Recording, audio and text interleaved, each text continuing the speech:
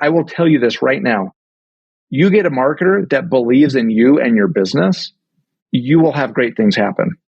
When a marketer doesn't believe in you and your business, usually it's a marketer that doesn't believe in themselves that works with that type of a business. And it doesn't work because then you have a non-inspired marketer marketing for a non-inspired business, and it does not differentiate. It lands flat, or it's manipulative.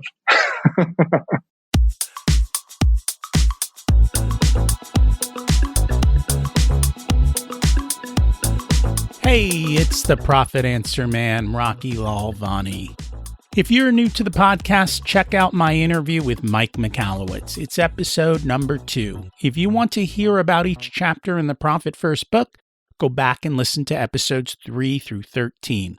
Episode 1 is the why and how. On the Profit Answer Man, we learn money mastery without all the complicated accounting mumbo-jumbo using a simple system. Your accountant is busy documenting your transactions and creating a rearview mirror of what happened. My guess is you don't even look at the reports they sent you. If you're like most business owners, you struggle with this. And it's not your fault. We aren't taught money in school, and accountants aren't taught how to be profitable. The Profit First system created by Mike Michalowicz works, and he certified me to help you implement the system in your business. Remember, the new equation is sales minus profit equals expenses. Let's face it, without cash flow, you can't pay your employees, buy needed materials, or pay your mortgage and support your family. I help you to do that and more, so you can focus on the parts of the business you love and receive the rewards for your labor and investment into your business. The stronger you are as a business owner, the more jobs you create, the better we are as a country. Small business owners are the backbone of America, and for that, you deserve to be well rewarded. Just remember, more revenue does not equal more profit. That's why we focus on the bottom line. Today, we're going to talk about the softer side of business that will actually 10x your hard numbers. I know on this podcast, we don't normally dig into this as much as I do on my other podcast, Richer Soul. I honestly didn't expect his conversation to end up where it did. But I know if you're ready for it, it can change your business and your life. Your values, your why, and letting go of yourself and getting out of the way is what's going to drive your profitability. Jake is the founder and CEO of Disruptive Advertising. He's an entrepreneur at heart. He's a relationship-first kind of guy, and he loves learning from other people's life experiences. He loves to create an environment where people feel seen, heard, and challenged to take that next big step on their life journey. Let's see how Jake found success with Profit First. Welcome to the Profit Answer Man, Jacob Baadsgaard. It's great to have you join us today. Thanks for having me, Rocky. Can you share a little bit about yourself and your business? Yeah, I might be the first guest on your show with 7 A's in their name. I've got Jacob Aaron Baadsgaard. There's 3 double A's in there. So that's probably a first. And I'm the founder and CEO of Disruptive Advertising, which is an agency that I started freelancing 10 years ago. And now we have about 120 employees throughout the country and service several hundred businesses that look for us to do their performance marketing for them. Congratulations on that success. Thanks. And it's my understanding that Profit First had a little bit to do with that. So how did you learn about Profit First? I'm trying to remember who recommended it to me, but someone in my friend network said, hey, you ought to consider reading this book, because I had a really hard time taking profitability from the business. And so I would let cash accumulate in the operating account, and then I would always find a reason to spend it. And so it was very helpful after I read through that. It really changed my mindset on how I think about that. And I think that's normal for so many business owners. They see money, they spend money. That's just the way it is. And it's life. Let's talk about that a little bit more, because that kind of gave you another aha about how to think about your business and what kind of happened. So can you share that with us? Yeah, you bet. The first few years of the business were all about the hustle. How can I grow this? Let's see what's possible. Let's make it happen. And not really knowing what the end in mind or what the outcome I was looking for. And like a lot of entrepreneurs, I thought, well, I'll just grow it really big and sell it for a ton of money. And that's the dream, right? And so a few years in, the business was actually doing better than I expected. I was struggling personally because it was consuming my life, and I was struggling in most other areas as I was imbalanced in how much I was putting into the business. And at that time, I started to have some opportunities. We had crossed the 10 million in annual revenue. We had started to hit those EBITDA numbers where you get better multiples in my industry. And people started showing interest in buying the business from me. And I explored that with them. And once I understood how investors value a business, I was like, oh, I'm kind of reverse engineering your math, and you're just going to make sure the company is really profitable the next few years so that you can make your money back, and then you'll own the business at that point. And this is after I had read Profit First and had started taking more profitability off the table instead of just letting it accumulate or spending all of it. And I thought, Rocky, why wouldn't I just do that? Why don't I just run a better business for the next 5 years, create my own exit, and then I still get to own and operate the business that I love? And so I feel like Profit First is what got me into that mindset rather than prematurely selling. And the cool thing is over the next 5 years, I created double the amount I could have sold the business for in profitability, and I still get to own the business. And so I feel like it really set me on a cool track. It doesn't sound like you're working as hard these days. Nope. So how do you do that? How do you go from grinding in the business, spending all your money? Now we know how you stop spending money. You use Profit First, but then how do you stop grinding and get more out of the business and treat it differently? Like, what was that change about? Yeah. The funny thing is, I don't believe in balance. I think life is fun because we get to go out of balance for a little while so that we know what it feels like when we come back into balance. And, I've got 4 kids. I've started a business. Like there's a lot of things that I have to choose not to prioritize in my life, which might make me imbalanced. And what I realized is the first few years, I experienced all of the grinding business experience that I wanted. I was satisfied. I didn't want more of that anymore. And so I thought, how do I do this smarter, not harder? And a big part of that is getting the business to the point where I can actually start to hire people to do the parts that don't give me energy and that I'm not the best at. And so I can focus on the things that I love and get the support and allow people to do the things that they're great at and that they love. And so over the years, while there is some turnover from time to time, I've been able to focus on who, not how everything gets done, and making sure that we've got the right team in place. And that's really what frees me up so that the time I do invest produces the best outcomes. And so I'm not spending a lot of additional hours spinning my wheels on things that don't actually help. So there's so many different points in there. I have another podcast, Richer Soul. And Richer Soul, I came to realize something. The word balance has so many negative connotations and so many misinterpretations. And the reality is you cannot live life in balance because there's no way you're going to get balance. But you can live life in harmony, which means that there are times where different parts are going to go on a sprint or be at the forefront. Sometimes you hear the drums, sometimes you hear the vocals. Sometimes business takes off, sometimes your kids need all your time, and these different things come and go. It's learning how to play them in such a way that it's fun for you and that you enjoy your song. But in order to enjoy your song, you have to know what you like, right? You have to know your values. You have to know your purpose. You have to know your systems. You have to decide what parts of the business bring me energy. What parts of the business do I hate doing and I don't do? And let's face it, for all of you listening, it's probably the financials. We get it. It's normal, right?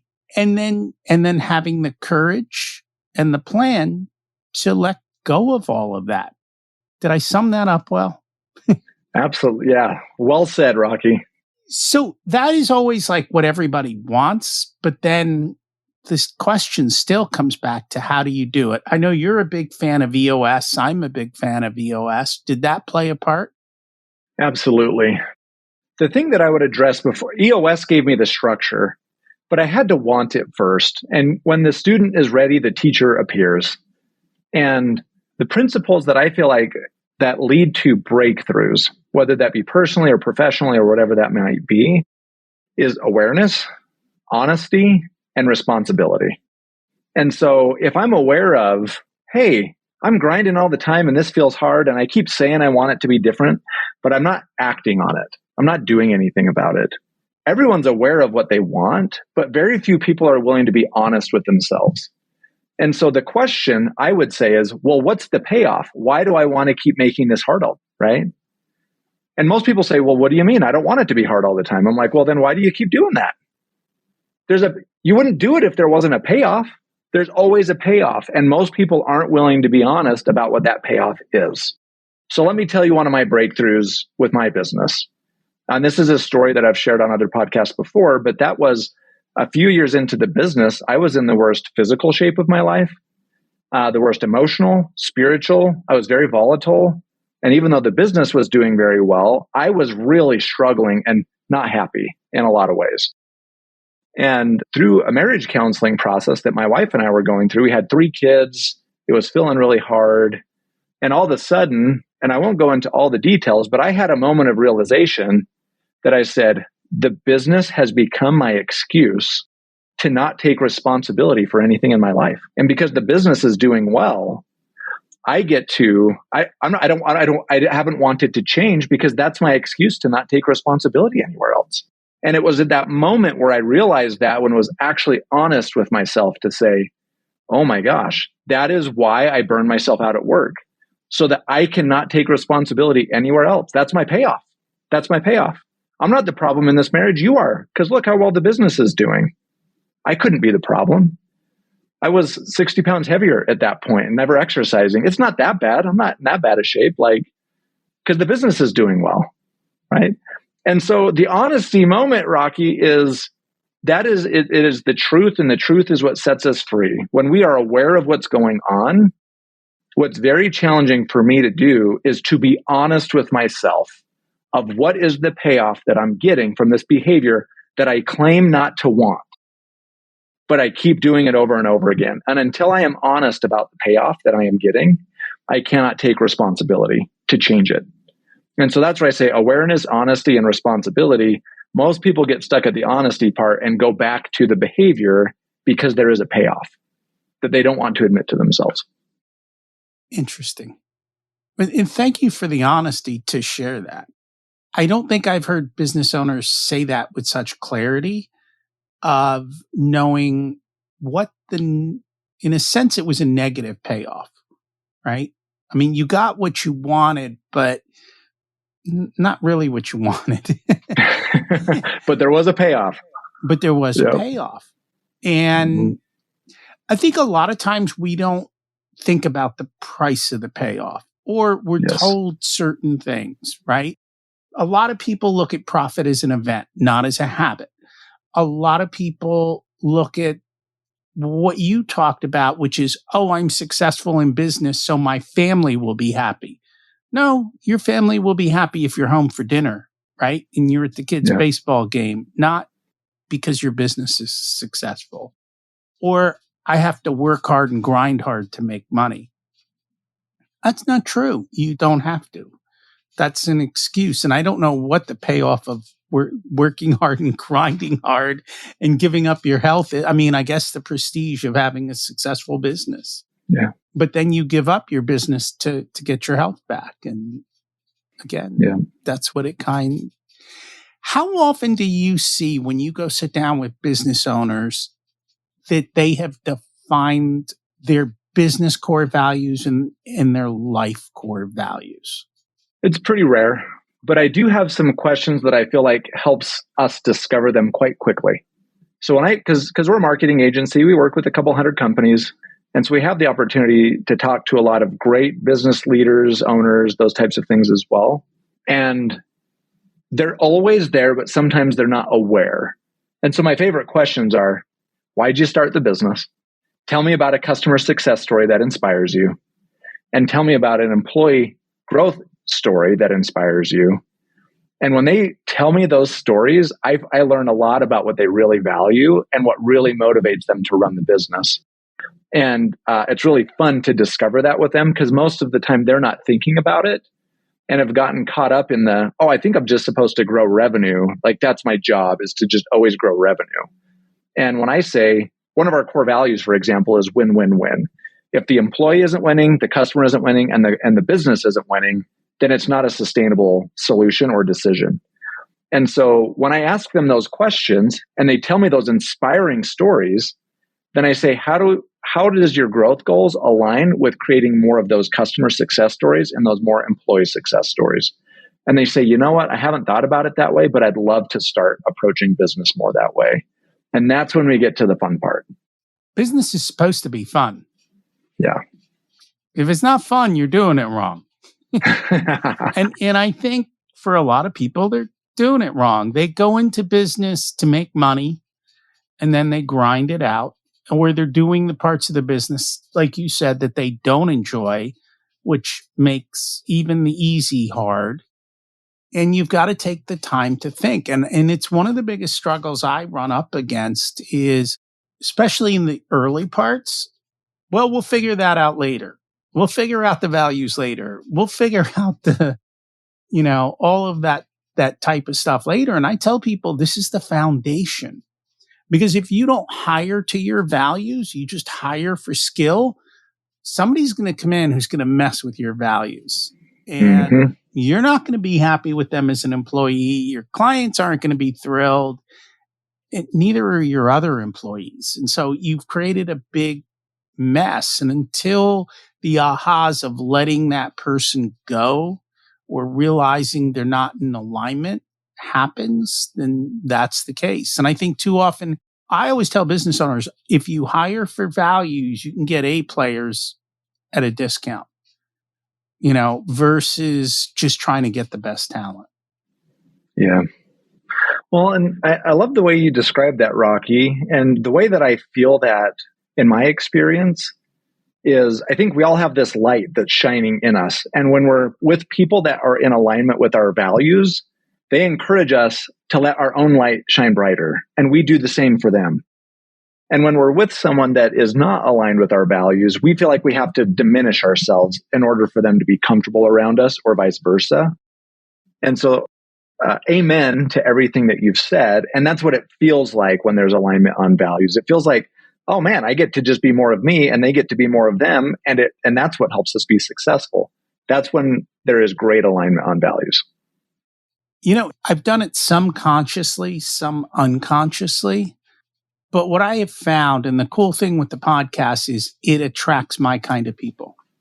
Because either they're drawn in or they're not. In our processes of going through clients and all of that, it's almost a pushing people away who aren't naturally attracted.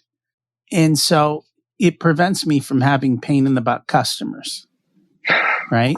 It just solves a lot of these problems. People go, I like the way he thinks. I like the way he does things. I want to work with him. Or they go, this show's crazy, and they're gone. And they're often, I don't even know they came into the ecosphere because they never showed up on my calendar. They never showed up anywhere. And so we've kind of naturally built that so that, because I built this business to have fun. And if it's not having fun, we aren't doing it. And so it's worked out well from that standpoint. And I agree with you. How often do you see, because what I've talked to you about is my marketing strategy, right? And it's in alignment with my business values, because our marketing and the way we do our sales kind of creates tripwires to get rid of all the people we don't want around us. Oh, interesting. Yeah, I love that. And I think that's something that you do for your clients. Absolutely. When you brought that up, for Disruptive over the last 3 years, we actually have a third as many clients as we used to. We used to attract a much smaller business, much smaller contract with a lot of businesses that we actually didn't love working with. And when we got very clear about the types of people we like working with first and foremost, and then the size of business where we shine and do the best work for, we've actually been able to maintain and even grow revenue with a third as many clients as we used to have. And it feels way better than it's a big deal. We're big fans of work less, make more. Yeah. If you want to grind it out, you're in the wrong place. Yeah. And, Yep. and you're a perfect example of someone who's done that. So I think people are still wondering, like, how did that just happen? There has to be more to that. Well, there's 10 years of life experiences that leads one to coming to these realizations. And most of it is by experiencing what it feels like to not do it that way. Right. And I like to think that I'm a quick learner. I'm actually not afraid of failing, and I would rather try something quickly, see if it works or not work, and then adjust and move forward. And yeah. And really, when you think about any business, it's, am I attracting and retaining talent that is aligned with the business and who we are and where we want to go? And am I attracting and retaining the types of customers and clients that are aligned with who we are and where we want to go? And I really think it just kind of comes back down to that, because then the business model, you could almost do any business and be successful with those two things. And we have a saying, and I haven't said it in quite a long time, but we prefer that you run your business based on your values, not your bank account. Yeah. And so one of the things that I love about Profit First is it gives people that little bit of excess cash that they're not always scrambling, in which case they're not having to take a sale because there's no money in the bank. They're like, that's a pain in the butt customer. I don't care. I'm not taking it because I don't have to. And I think that's the real joy and benefit of Profit First is the ability to say, no, thank you, but no, thank you. Yeah. Yep. That's a powerful place to come from. We don't need to work together. Let's work together if it makes sense and is a win for both people. Yeah. Does it always take 10 years of hard luck, or is there a faster path? Yeah. If I could go back 10 years and talk to that version of myself, the things, it would come back to those two principles: slow to hire, quick to fire. If you're not surrounded with the right people, that will slow you down more than anything. And not all revenue is created equally. Your best clients you'll like working with and be more profitable. And it's worth saying no. There's a lot of customers we've worked with over the years that they paid us a lot of money, but I'm not convinced we made any money on them because it was really hard to keep them happy. And there was never enough of what we could give them. And so when I look back at most of if those are the two things I did differently, I think we get where we are a lot faster with a lot less pain. And I don't think I could comprehend or even understand what I just said to you without going through that. And so that's where I'm like, yeah, I mean, it is what it is. That is what I would have told myself. The cool thing is now I know that, and I can continue to lean into that and move forward, because I do expect the size of the business to do 10 times the next 10 years what it's done the last 10 years as well. And so I think that these are the principles that learning those over the last 10 years is what allows me to grow the business to the next level as well. And you're working less. Yeah. So I have my favorite book up here, The Road Less Stupid. It's not Profit First, by the way. And that is a big part of it. It's about thinking through your business and also somewhat learning from other people's mistakes, and also learning to be letting go of your ego, right? To constantly question everything and to think through, are you the problem in the business, right? So even looking at employees, did I hire the right person? Was I clear with what I expected of them? Did I set the right culture? Did I exemplify that and explain it properly? Because if I haven't done all the things I'm supposed to do, that person can't succeed. And yet we blame that person always. And so that's kind of that bigger thinking of how to do that. What I have found, though, when most people look for a marketing company, they're like, hey, I need a Facebook ad. We need to sell more. And that's usually where they're coming from, which means they're not in the greatest of places always, because they're hungry for revenue, which here's the reality. Most businesses go through that struggle of generating consistent revenue over time. So what do you do like when somebody comes to you and says, hey, we need more marketing, we need more revenue, we need Facebook ads? It's we have a simple set of questions that we go through to understand, well, what are your goals? Why are those your goals? And most don't actually have real goals. Okay. And then it's because we want more. So what's a real goal versus a not real goal that you talk about? Yeah. Well, I guess depending on how you define anything, a not great goal to me is we just want more because we just want more. That doesn't feel like a goal, and that doesn't feel like there's a why behind it. And so a reasonable goal says, well, here's how much we'd like to grow. And here's how we'd like to, grow revenue and grow profitability. Those are the business objectives. Awesome. Those feel like good goals. Now it's, why are those your goals? And they say, well, because we want to grow. Well, why do you want to grow? And well, because X, Y, and Z. And usually you have to ask why about 5 times to actually get to the heart of, and they probably, most of the time they haven't done this themselves, by the way. And by the time you get to the 5th why, they actually say what it really is about. Is that 5th why, are there certain themes that always seem to show up, or are they vastly different based on the client?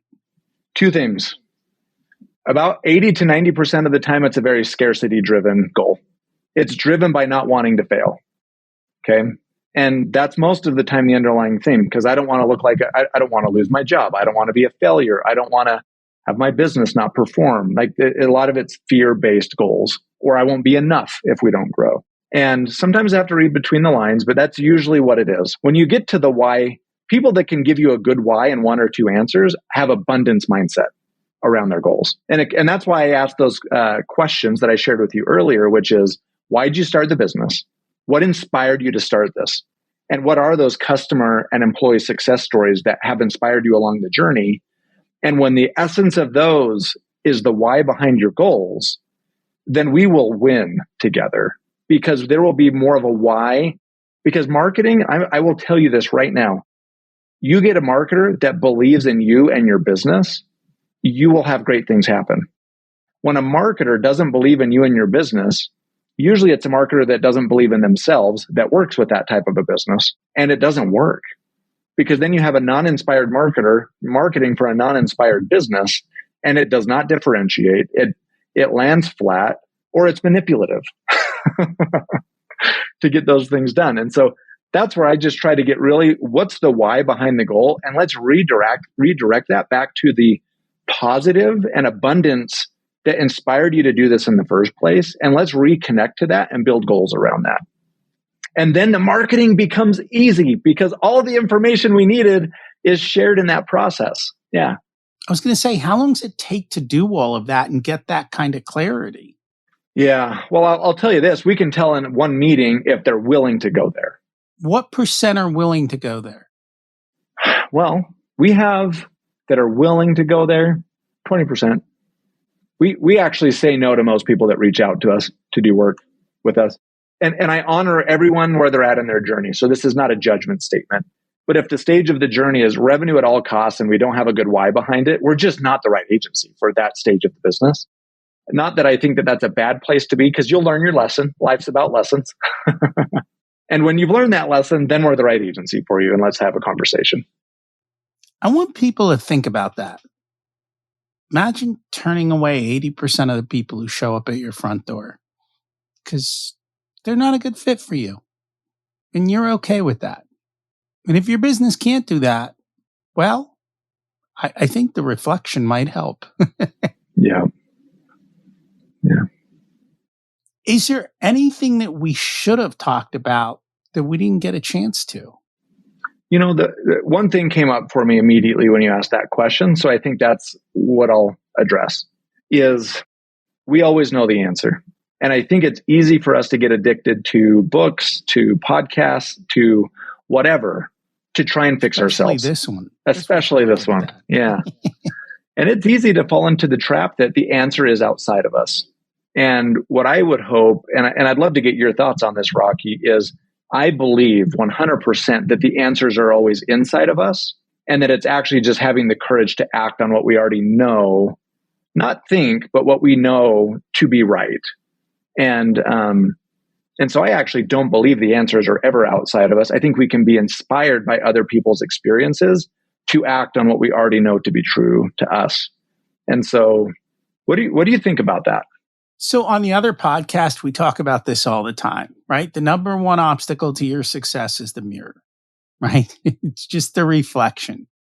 Most business owners are the reason that they struggle. It's because of what they're not doing or what they're not coming to grips with, or the fact that they aren't doing that. Now, along those same lines, I will say this. I think what books do is help you to open up a new thought pattern that you may not have had before. So, just because we're here, profit first is, wait a minute, and actually, I don't think profit first is nothing new. You've always been told pay yourself first, right? You've always been told spend less than you earn. Like, this is age old wisdom. I think what books do is help us to remind us of that. And then we can go have the reflection. Having a coach who can hold you accountable to that, I think, is a big part. I think what really the one thing that sets us really apart. And it's funny because I don't talk about this. And even when we go through our sales process, now I'm starting to tell people kind of at the end of the sales process, by the way, when you first come to work with us, we're going to spend 2 hours having a conversation, and it has nothing to do with your business. I want to know your origin story. I want to learn about your money behaviors and how you behave with money, because how you behave with money is telling me how your business is going to behave with money. And we got to fix that more than likely. What are your goals? And you talked about your health, your kids, your family, your spirituality. We go through an exercise where I look at it like, where are you in all those places? Because it's like driving a Ferrari. If I've got a Ferrari that's got a flat tire or no gas or whatever, it's going nowhere. For me, the major aha was, if the business owner isn't in the right place mentally, physically, spiritually, they're not going to drive their business to success. That's just the reality of it. So they need to be there. And those are all the things that we assess and look at. And one of the other things we do, and we don't even charge for it, is we'll help you create your life plan. So if you don't know what you want out of life, we'll sit down, and just as part of what we do, we'll help you create your life plan, which then helps you define your business plan and defines what you need out of the business. How much is enough? That's a question that most people can't answer. How much is enough? And when will you stop? Because otherwise it's the constant chase that will never end, right? You make $1 million, it's 2 million, 2 million, 10 million. I cannot tell you how many times I've had conversations or heard from business owners that went from 5 million, 10 million to 100 million, not making any more money in their pocket and killing themselves on the journey. And they're like, until they're in their 60s, they go, damn, I did that wrong. A classic example of that is Sam Walton. If you read Sam Walton's book, at the end of his book, he's in his hospital bed with his grandkids, and he's looking around going, I think I missed something, because he didn't spend time with them all. And I make fun of Warren Buffett for the same thing. I'm not going to him for marriage advice or parenting advice. Man knows how to make money. God bless him. But yeah, all these other things come to be. Yeah, it's powerful. Thanks, Rocky. You are most welcome. And thank you for joining us. If people want to be disruptive in their advertising, want to do this differently in their marketing, how do they find you? How do they learn more about you? Yeah, I'm most active on LinkedIn. So if you want to connect personally, go ahead and hit me up there. And then the business is disruptiveadvertising.com. And we have a great strategy team that is always happy to do a free strategy consultation to say, let's just take a look at what your goals are, what's the why behind those goals, And what are the biggest gaps preventing you from getting those from a marketing standpoint? And we always provide that complementary. A lot of the times we're not the best fit to execute that. Sometimes we are the best fit to execute that for these teams, depending on the business's situation. So if that's a conversation that would be helpful, then reach out to us there. Thank you so much for joining us today. Awesome. Thanks. If you enjoyed the theme of today's podcast, check out Richer Soul, my other podcast. We talk about this softer side all the time, and it's the secret to being more profitable. As Jake said, many of you may not be ready, but when you are, we're here. As a matter of fact, when I have my first onboarding call with new clients, we spend 2 hours getting to know them as people and what their goals and visions are. And then we focus on the resources and being more resourceful and focusing on the bottom line. And that includes your personal bottom line of family, health, and personal wealth. If you'd like for us to be a part of your profitability journey, we have different programs available ranging from do-it-yourself to one-on-one coaching. Our course, The Profit Blueprint, teaches you everything you need to know to transform your profitability. There are 3 different tiers ranging from DIY to done with you so that businesses of all sizes can get the support that's best. Join the waitlist in the show notes to get more information and be a part of the next cohort. If you want a done for you service, you can hire us as your chief profitability officers. We only work with a handful of clients, so they all get our full attention. We work with business owners who have or are growing to $500,000 to $10 million in revenue.